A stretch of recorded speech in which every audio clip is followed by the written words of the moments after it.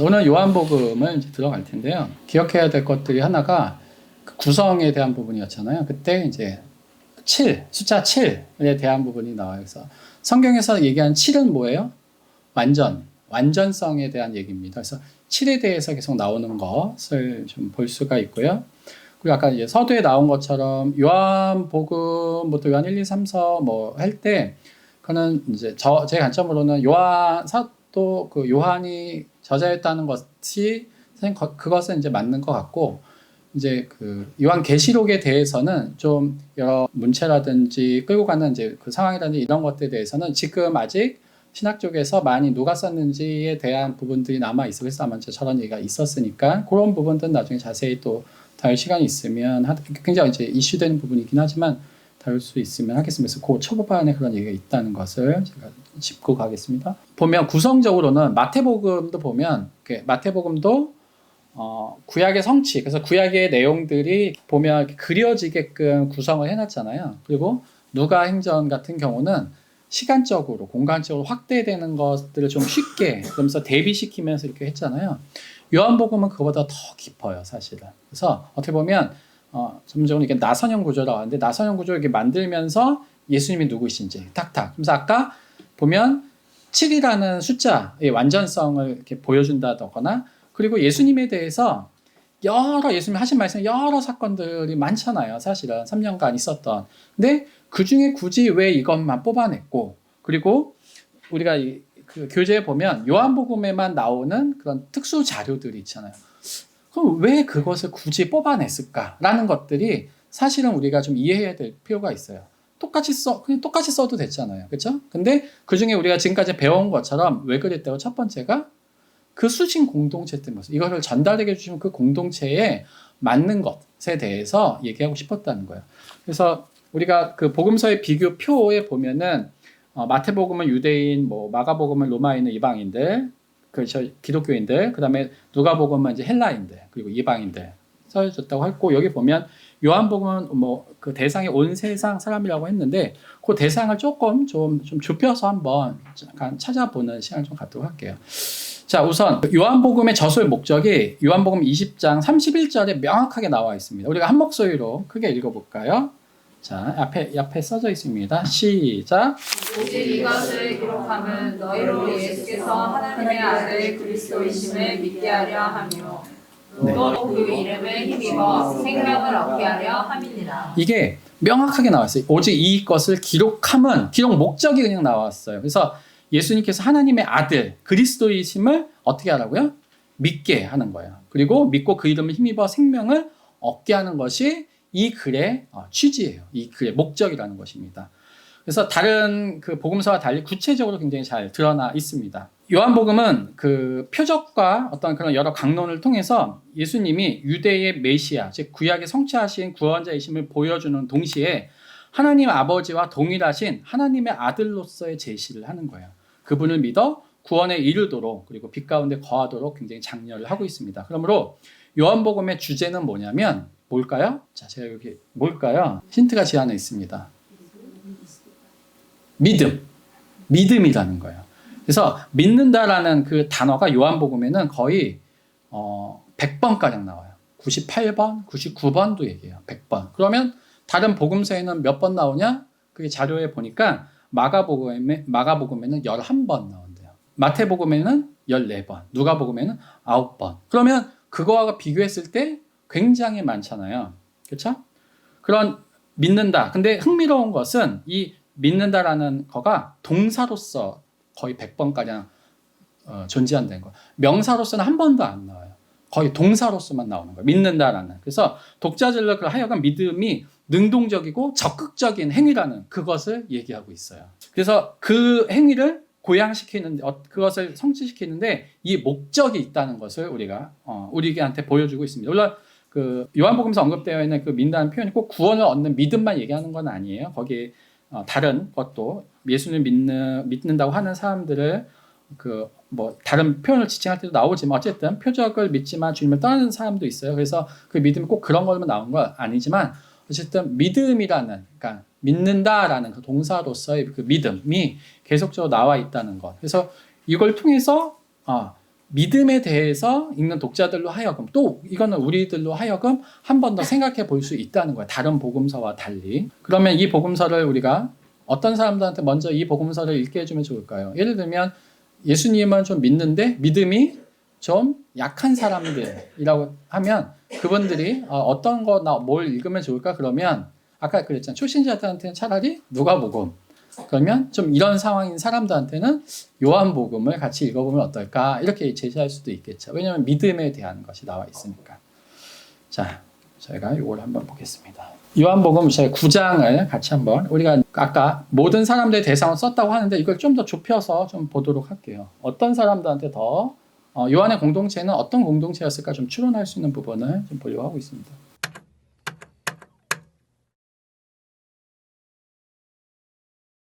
9장입니다. 요한복음은 그 배경 중에 좀 분위기를 좀 특정할 수 있는 그 단서들이 좀 등장합니다. 요한복음에만 나와 있는 단서들이에요. 이 글을 길게 얘기해 준 건 그럼 요한의 그 공동체는 메인이었나? 이것 때문에 그것이 아니라 이 사건은 다른 뭐 비슷한 것도 뭐 길게 굉장히 나와 있다는 거예요. 이거를 한 장에 걸쳐서 나와 있거든. 그러면 21장 중에 이 한 장을 이걸 썼다는 것은 이것에 굉장히 뭔가 그러면 우리가 그냥 읽을 때는 그냥 맹인을 고치셨다 그냥 이렇게 받아들일 수 있잖아요. 근데 요한이 굳이 이것을 한 장에 걸쳐서 쓴 이유가 있다는 거죠. 그렇죠? 그 안에. 그러면 그 수신 공동체에 대해서 이것이 그들에게 받아들여지고 감동이 될 수 있는 부분이 나와 있어야 된다는 부분입니다. 그게 이제 무엇이냐면 제가 이제 보니까 다른 데에는 없는 그 단어들이 있어요. 요한복음에. 그게 뭐냐면 출교라는 거였어요. 출교. 다른 데는 출교라는 게 없어요. 여쭙거나 뭐 이런 거인데 물론 이 출교는 그 70년에 예루살렘 그 성전이 70년에 다 파괴가 되잖아요. 그 전에는 성전 중심의 생활을 유대인들이 이제 했죠.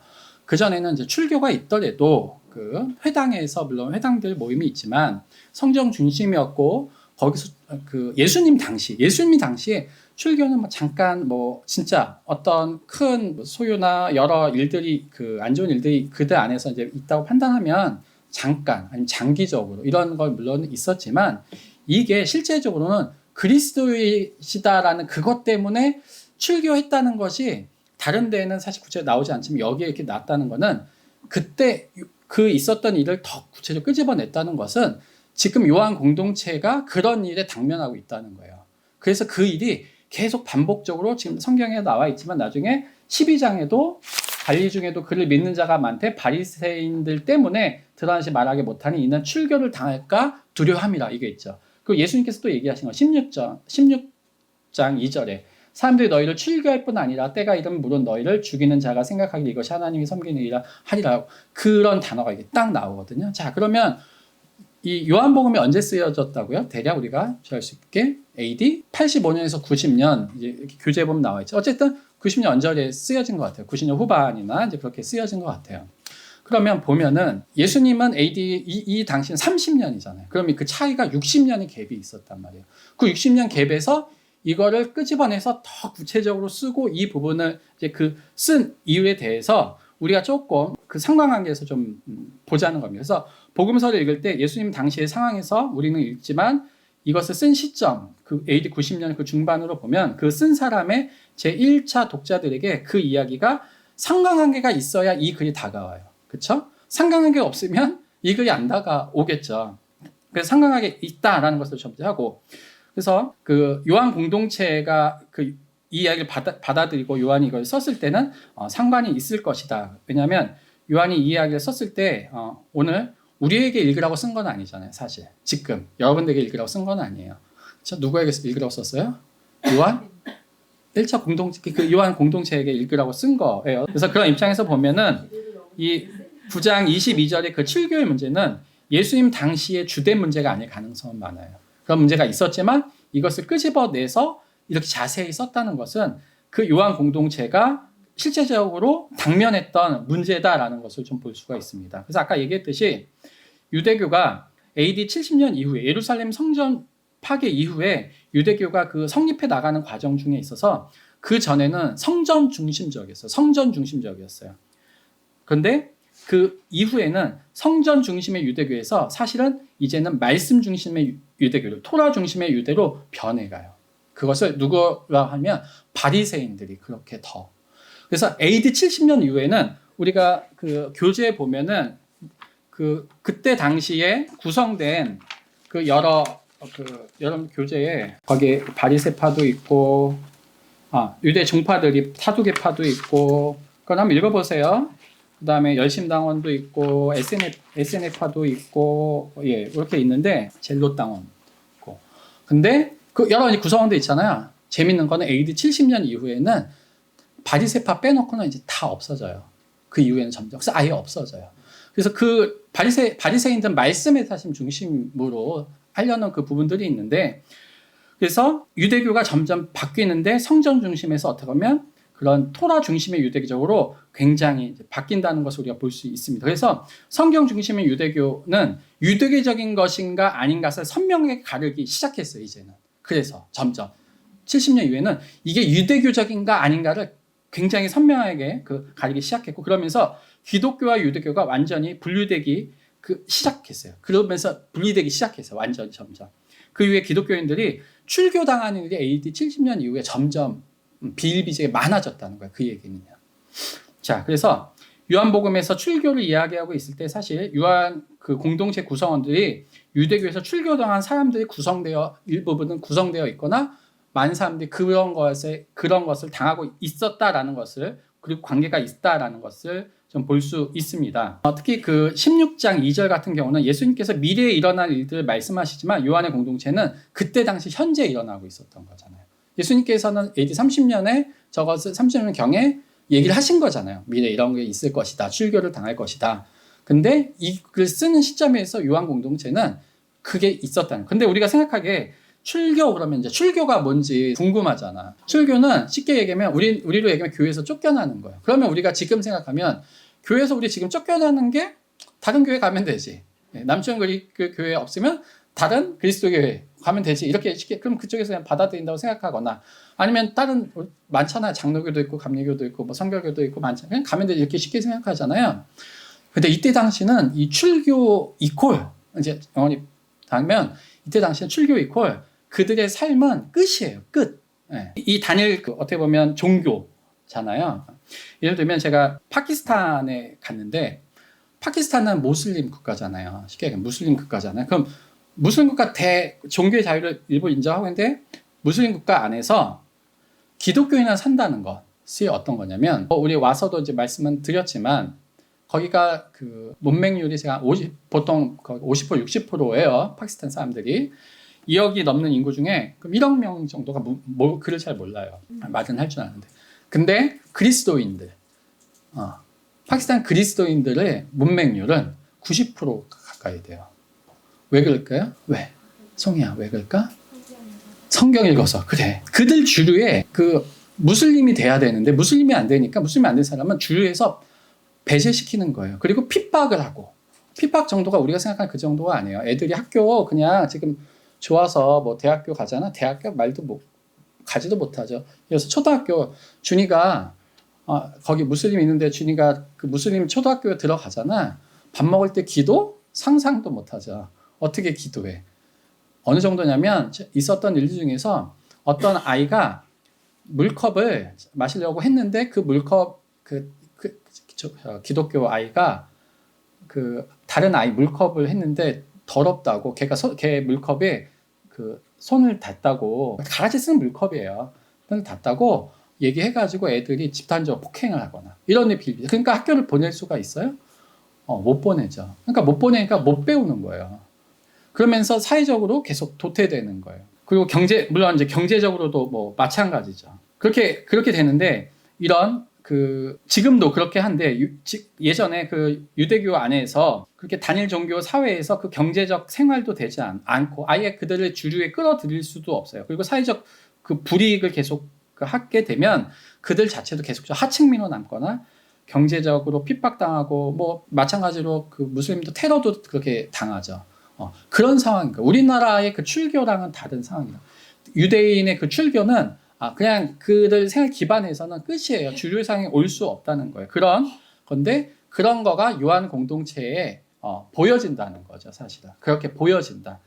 그래서 요한 공동체가 가족이 오늘 성경 말씀에 보면은 자, 맹인 있잖아요. 눈 안 보이는 그 시각 장애인을 얘기하는 거예요. 맹인은 그 시각 장애인이 고쳐졌잖아요. 그러면 그 부모들이 기뻐해야 되잖아요. 사실은. 근데 그들이 두려워했잖아요. 사실은. 두려워해서 왜? 출교당할까 봐.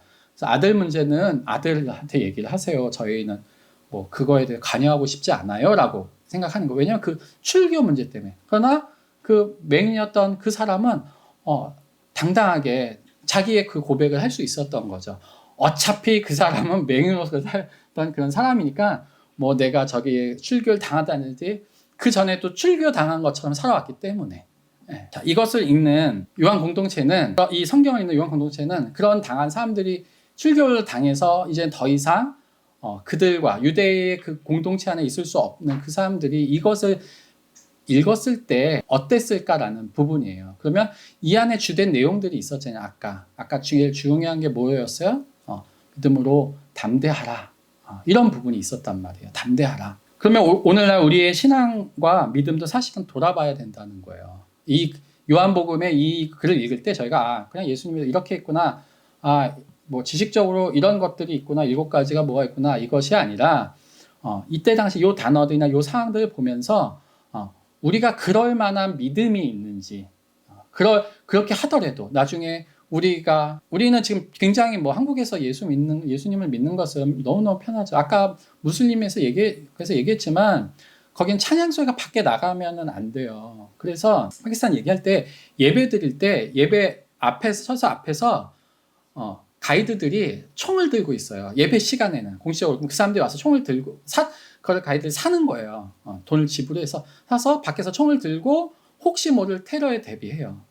그리고 주요 예배마다 그렇게 하고 있어요. 지금도 마찬가지로. 그리고 예수 믿는다고 하면 끌고 가서 폭행하거나 예전에 전도했다고 뭐 해가지고 막 팔도 그냥 막 잘라가지고 예전에 그 데이비 목사님이 그 전도사님을 한국으로 데리고 와서 의수를 한 적이 있어. 의수하게끔 모금을 해가지고 그런 거 있고 최근에 저희가 뭐 파키스탄에 그 오해가 그러니까 그 사람들이 이제 일부러 그랬던 거죠. 그래서 그리스도인이 자기한테 사실 돈 빚진 것을 안 갚으려고 빌려줬는데 이 사람이 안 갚으려고 얘를 어떻게 보면은 그 사람들한테 이제 오도하게 한 거죠. 그렇죠? 그래서 오해하게 해가지고 그들이 갖고 있는 그 성경 코란에 대해서 모독했다.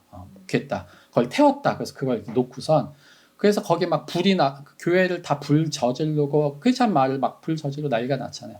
그러니까 그런 상황에서 믿는 그 믿음, 그런 사람들이 요한복음을 읽을 때 사실 갖고 있는 그런 그 마음들하고 우리의 현재 마음은 다른데 어쨌든 우리가 이 신앙을 지켜나갈 때 우리들도 어려움이 있죠. 그러나 그런 어려움에서 이 요한복음을 읽으면서 우리가 지켜야 될 신앙이 무엇인가를 사실 돌아봐야 된다는 그 배경을 보면서 이것을 좀 더 깊이 읽을 필요가 있다는 거예요. 한 예로 어느 정도인지 하나 보여드릴게요. 유대 그 사람들 갖고 있는 기도문 18개의 기도문 중에 12번 기도문이에요. 12번 기도문. 이게 그 18번의 그 축복 기도라고 하는데 이 기도문은 유대 회당의 설교 끝에 함께 낭송하는 사람들이 다 같이 낭송하는 기도문이에요. 그 중에 18개 기도 중에 12번 항목이에요. 그 12번 항목에서 여기서 나사렛 당원들을 누구예요? 그리스도인들을 얘기하는 거예요. 그리스도인들이 하고 이단자들을 동급으로 놔요. 빨리 망하게 하시고 그들을 생명책에서 지워지게 하시며. 그럼 이 글을 읽는 예전에는 같이 요 안에 이제 기독교인들도 같이 있었는데 지금도 이게 물론 있던 그 기도문들인데 이 기도문들 있는 그런 분위기라는 거죠. 그런 분위기에서 그 기독교인으로서 살아가는 게 쉽지 않다는 거죠. 생활적도 이제 쉽지 않고 같은 그 문화에서. 그래서 어쨌든 이거 유대인들이 하루에 3번 아침과 오후 뭐 이렇게 하는 저녁 시간에 하는 그 기도 시간에 각각 이런 기도 그게 이 세몬의 에스레라고 그러던데 그런 것이 가장 기본적인 기도인데 이것이 요한의 공동체 사람들이 당시에 배척당하는 그런 상황에서 신앙을 지켰다는 거죠. 그런 부분도 그래서 요 문서에 이제 특징들이 이렇게 나오는데 요한의 그 문서에 이제 특징적인 것들이 있어요. 굉장히 이원론적 사상이 많이 들어가 있어요. 요한 문서, 우리 그 요한복음 비롯해서 요한복음을 보면은 다른 복음서도 다른 문서도 보면은 빛과 어둠, 진리와 거짓, 생명과 죽음, 믿음과 불신앙 이런 식으로 명백하게 딱딱 그 대조를 이루고 있습니다. 그래서 세상 자체는 우리의 세상 자체는 사실은 이분법적인 요소를 어떻게 보면 하대해요. 세상을 어떻게 이분법적으로 봐? 자, 예를 들어서 제가 이렇게 밑에 적어놨는데, 자, 검정과 흰색. 자기는 흰색 같고 자기는 검정이잖아요. 근데 세상에 어떻게 검정과 흰색만 있냐라고 얘기해요. 쭉 가다 보면 회색도 있잖아요. 회색도. 이게 이런 것들이 일반적으로 세계하는 그 세상이고 포스터 모더니즘인 거예요. 사실은 이런 세상에서 중간이라는 것이 있다는 것이죠. 그러나 요한이 얘기하는 부분은 본질적인 부분은 세상은 검정과 흰색 그렇게 얘기하지만 성경적 관점은 다르다는 거예요. 본질적에 대한 것이지만 성경은 다르다는 거예요. 빛이 있으면 어두움이 있지만 그것은 섞이지 않는다는 것입니다. 여기서 쓰는 그 단어들이 그래요. 그것은 선명하게 구분되어집니다. 거짓과 진리 사이에 중간 명제가 있습니까? 거짓과 진리가 중간 명제가 있어요? 없어요. 생명이면 생명이고 죽음이면 죽음이지 그 어중간한 상태는 존재하지 않는다는 거예요. 믿음도 그래서 아까 99번 정도 믿음에 대해 나온다고 했잖아요. 98번인가. 믿음도 마찬가지라는 거예요. 믿냐, 믿는 거냐, 믿지 않는 거냐지 중간에 믿음 상태가 있다는 게 없다는 거예요. 그래서 두 개의 사상이 날카롭게 대조를 이루는 거예요. 그것이 오늘날 우리에게 주고 싶은, 우리가 그때 당시에 요한 공동체에 주고 싶은 거예요. 그런 상황에서, 그렇게 어려운 그때의 시대적 상황에서 사도 요한이 성경을 쓰면서 왜 믿음에 대해서 얘기를 했어요? 믿음이냐 불신앙이냐 왜 얘기했어요? 중간이 없다는 거예요. 구약에서도 10계명을 보면 제일 첫 번째 계명이 뭐예요? 나 외에 다른 신을 섬기지 말라예요. 굉장히 명확합니다. 오직 하나님만을 섬기는 거예요. 다른 신을 인정하지 않는다는 것입니다. 성서 요한복음의 신앙이 세상과 하나님 것을 대립시키는 그 날카로운 신앙이라는 것입니다. 즉 하나님만이 구원이시다고 생각한다면, 예수 그리스도만이 구원이시다고 하면 예수도 믿고 바알도 섬기는 것을 할 수 있어요? 없다는 거죠. 근데 구약에서는 이스라엘이 왜 망했어요? 우리가 알잖아요. 우리가 공부했잖아요. 그들이 일종의 양다리를 했기 때문에 그렇잖아요. 그들이 여호와 신앙이 없어서 망한 게 아니에요. 이스라엘이 여호와 신앙이 없어서 망한 게 아닙니다. 그들은 율법 가운데에서도 철저히 그 가운데 살아가려고 했어요. 그러나 우리가 알다시피 가나안 지역에 바알과 그 아세라라는 풍요의 신을 같이 섬겼다는 겁니다. 그 지역의 토착민들이 전부 풍요의 신을 믿었기 때문에 농경 그 생활의 그 어떤 기후적인 협조와 수학적인 풍요를 위해서 바알과 아세라를 섬기는 것이 보편적인 그들의 가나안의 문화였어요. 그 문화를 같이 살다 보고 같이 교제하다 보니까 바알과 아사의 문화가 이스라엘 안에 들어왔던 것이죠. 즉 하나님을 섬기지 않아서 심판받은 것이 아니라 양다리를 거쳤기 때문에 심판을 받았다는 것을 우리가 알고 있습니다. 결국 양다리를 걸치는 신앙은 신앙이 아니라는 거예요. 그러면 오늘 요한복음에서도 빛과 어둠이 존재하는데 어둠 가운데 한 발, 빛에 한 발 이렇게 할 수 있냐? 요한복음 신앙에서는 그것은 신앙이 아니라는 것입니다. 이렇게 대입시키는 이유는 어두움을 용납하라는 것이 아니에요. 어둠을 용납하는 것이 아니라 빛 가운데, 진리 가운데 서 있으라는 것이 오늘 요한복음의 굉장히 핵심 주제랍니다. 그래서 온전한 신앙, 요한복음적인 그 신앙은 더 포괄하면 성서적인 그 신앙은 온전히 빛 가운데 서 있는 것, 진리 가운데서 서 있는 것이라는 것입니다. 그럼 우리가 이런 의문을 들죠. 대학교 가면 어떻게 그렇게만 살 수 있습니까? 타협도 하고, 예배도 좀 바쁘면 빠지고, 이럴 수 있는 거 아니에요? 어떻게 진리 가운데만 서서 타협하지 않고 이 세상을 살아갈 수 있어요? 유두리 없게. 그러나 하나님의 방법은 그렇지 않다는 것입니다. 오늘 요한복음이 얘기하는 하나님의 방법으로도 얼마든지 그것이 가능하니까 담대하라는 거예요. 아멘. 네, 이것이 성경의 견해이고 요한복음이 말하고 싶은 겁니다. 당시 지금보다 더 그리스도인으로서 신앙을 유지하기 더 힘들었다는 것은 제가 앞서 보는 출교에 대한 것을 통해 볼 수 있었습니다. 이 세계 많은 신실한 그리스도인들이 또 성경의 인물들이 세상의 방식이 아니라 하나님의 방식으로 빛 가운데 진리 가운데 애쓰는 분들이 참 많습니다. 목사님 얘기하듯이 바알에게 무릎 꿇지 않는 7,000명의 남은 자들이 있어요. 그 7,000명이 우리가 돼야 되죠. 아멘. 네. 제가 요한복음 1장에서 더 좀 깊게 좀 보고 싶은데 시간이 됐으니까 아까 그 얘기했던 그 부분입니다. 뭐 생명의 떡이다. 이거는 이제 목사님 다 얘기하시니까 표적도 7가지가 나와 있잖아요. 이런 지금 나와 있는 이런 것들이 뭐냐면 그 요한복음은 지금까지 표적과 부활의 역사를 예수님이 누구인지에 대한 설명이 필요했던 거예요. 그래서 이것을 얘기하는 거예요. 이런 나는 누구다라는 걸 명확히 이 표현이 구약 선지자들 통해서 하나님을 계시할 때 사용했던 거잖아요. 그래서 요한복음에서 예수님의 그 이 표현은 예수님을 하나님의 그 구원자, 계시자로 영생을 주신 분으로 제시한다는 것입니다. 그래서 예수가 누구인지 일깨워주는 것을 대해서 이제 얘기를 하고 있고 이런 부분들도 이 표적들 7가지 표적들 나오잖아요. 그래서 그 부분도 마찬가지입니다. 지금까지 이 표적과 부활의 역사에 예수님에 대해서 설명하고 싶고 보면 이것이 초반에 이렇게 나오는데 2장에서 이게 이제 11장까지 7개 표적을 통해서 예수님이 생명을 주시는 하나님의 아들이라는 것을 증언하잖아요.